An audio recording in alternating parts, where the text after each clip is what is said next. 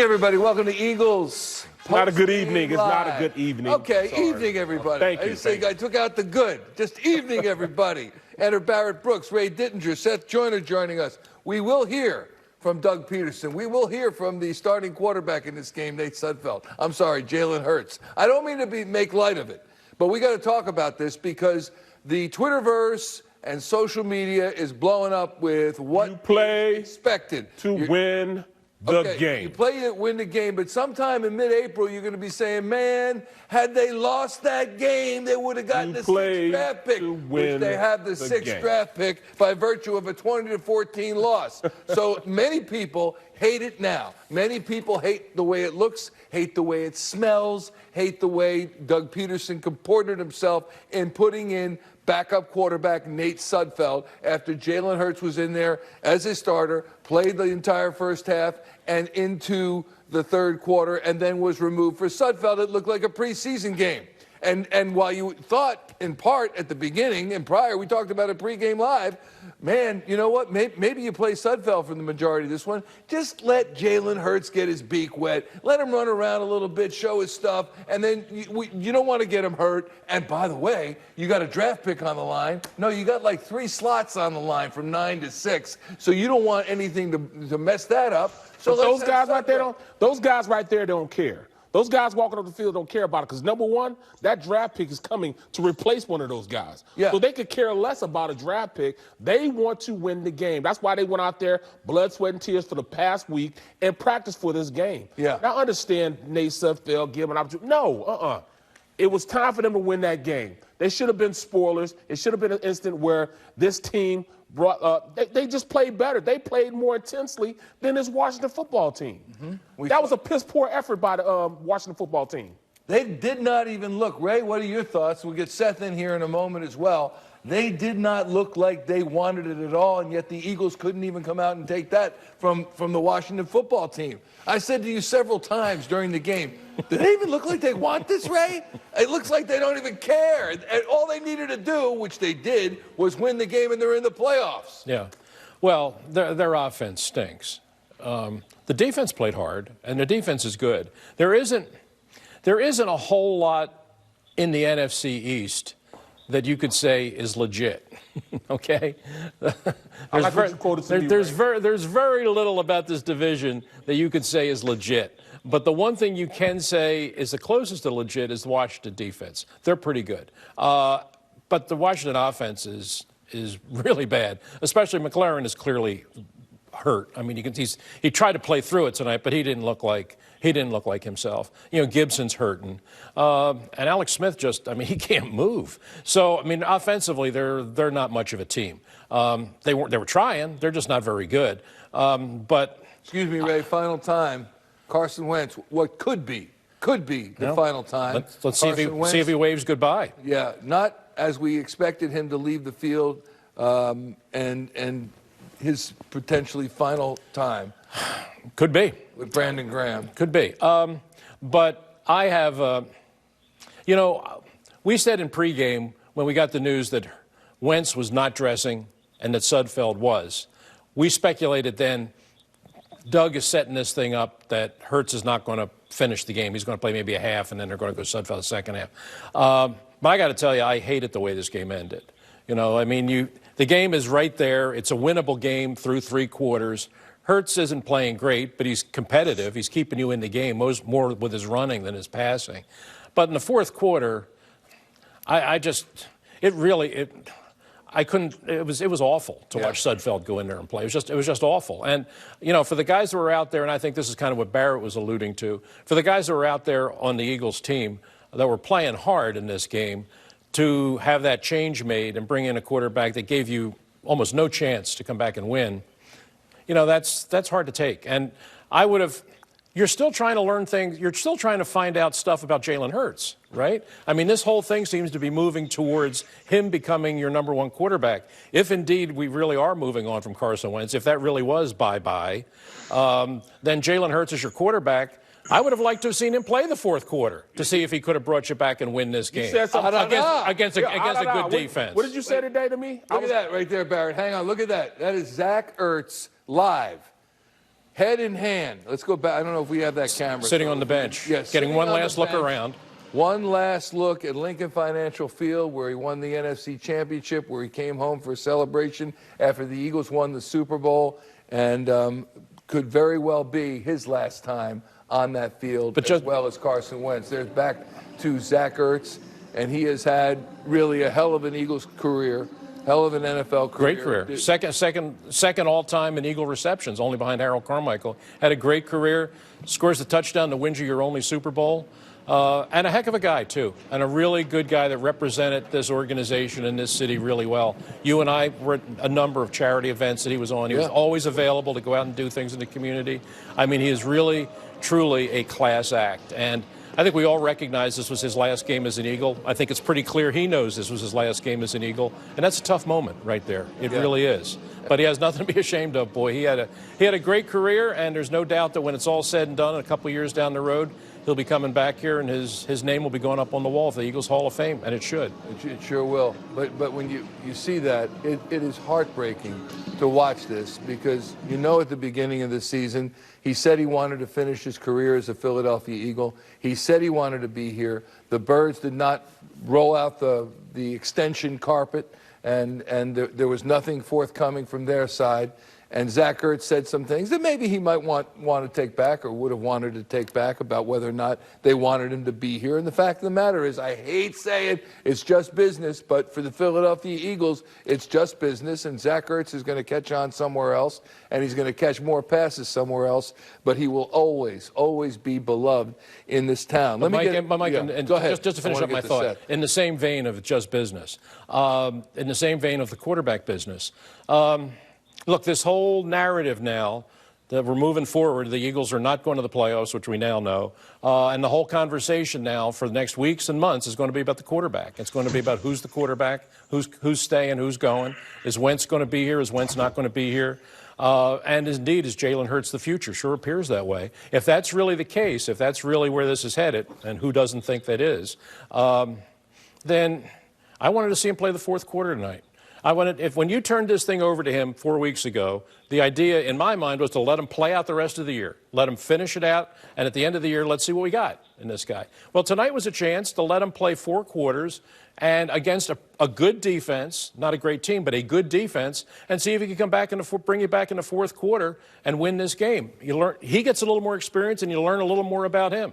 What did you learn in the fourth quarter tonight, other than Nate Sudfeld can't play? Right. Okay, so how does that advance your cause? I don't get it. Yeah, but there's something also deeper than that, I think, Ray. From the time we are little kids, girls and boys, we are taught when you play sports, you try your butt off as hard as you can to win the game. In fact, in our pregame open, Barrett and I went back and forth about what some of the fans are saying. Get the draft pick, win the game. Seth Joyner, you know, there's many who really are having a bad feeling in the pit of their stomachs over the way this thing finished out, and what Doug Peterson did in bringing in Nate Sudfeld to relieve Jalen Hurts. It just doesn't feel right to many, myself included. You play to win the game, but what do you think?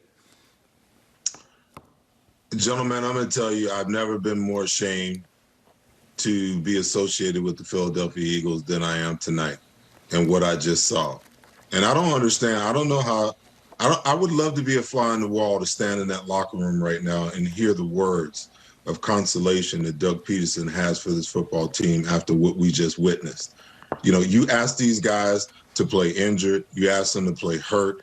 You ask them to give 100% effort. You asked them to lay it on the line. And tonight, he owed it to this football team. The way those young guys went out there and played their behinds off, he owed them the opportunity to win this game. Now, I get it. I get that, you know, most fans wanted the Eagles to lose this game to get the number 6 pick rather than the number 9 pick. But I'm going to say this, okay? There's not a guy at number 6 that's going to change the dynamics of this football team. They need to trade that pick and get multiple picks and shore up their offensive and their defensive line.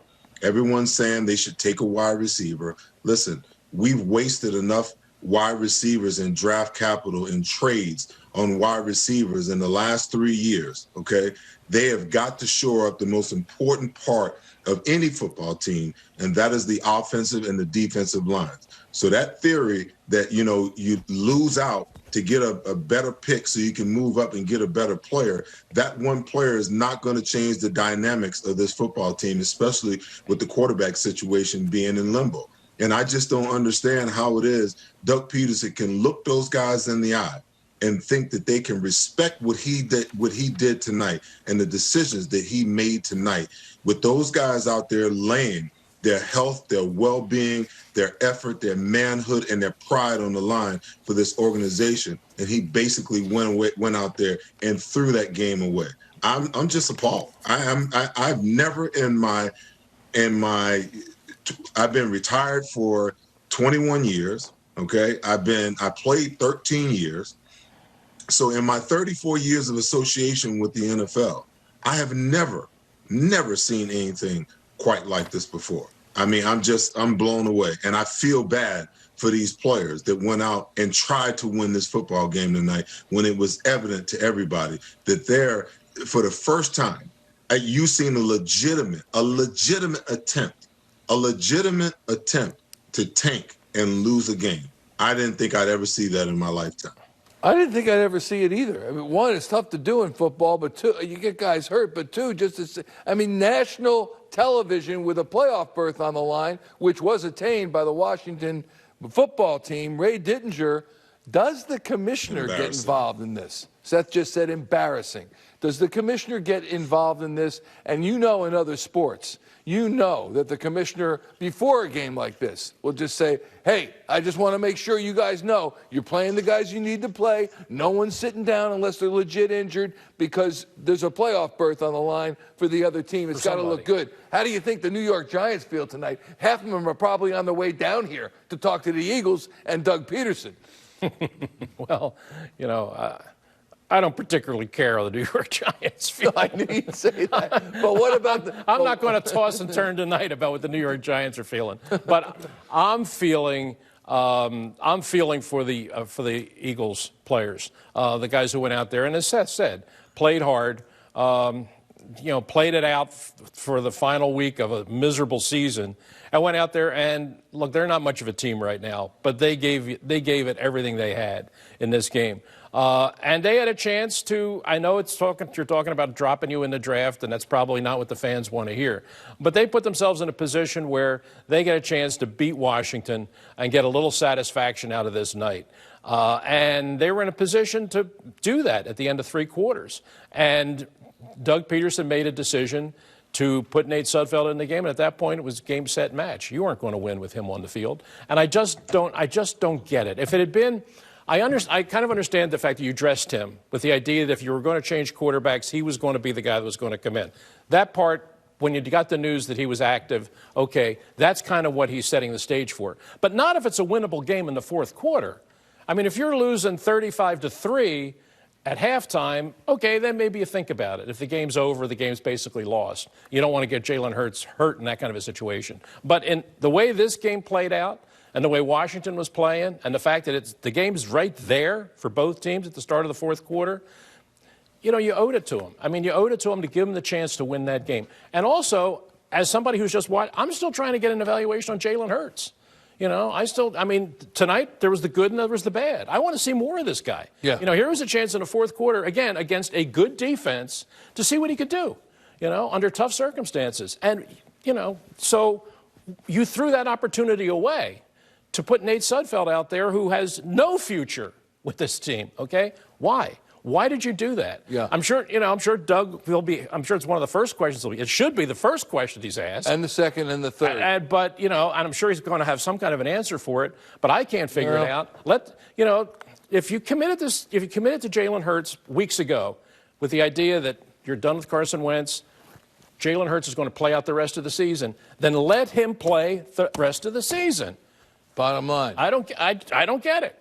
Yeah. Well, I'll tell you this. I know you say you don't care, and as well you should not, but the New York Giants do care because while the Eagles lost, Washington gets a playoff berth. Had the Eagles won, the Giants would have gained the division title and a playoff berth. Saquon Barkley tweet. Can someone make it make sense to me what's going on? That's the former Penn Stater Giants running back. Let's see who else. We got Golden Tate as well. I think the Eagles just hate us more than Washington. That's the only thing that can make sense, right? And then finally, Darius Slayton, You play the game to win, point blank, period. J.J. Watt said it best the other day outside of how it affects us. This is just disrespectful to the game. Darius Slayton and his teammates with some tweets. And when you look at that, it makes complete sense. And how Doug Peterson will answer questions about why he put in Nate Sudfeld. I will say this. Nate Sudfeld is not a baby in the NFL anymore, and I'm not questioning whether he's better or worse than Jalen Hurts. I'm just saying what I saw, it seems like he should have been better than that at one point with the whole Foles, Wentz, who's leaving, who's going. Sudfeld's going to be the backup. Anything happens to Hurts, to Wentz, he can handle the job, no problem. He's in his 4th year. He looked like a rookie in preseason. I couldn't believe. We got to take a quick time out.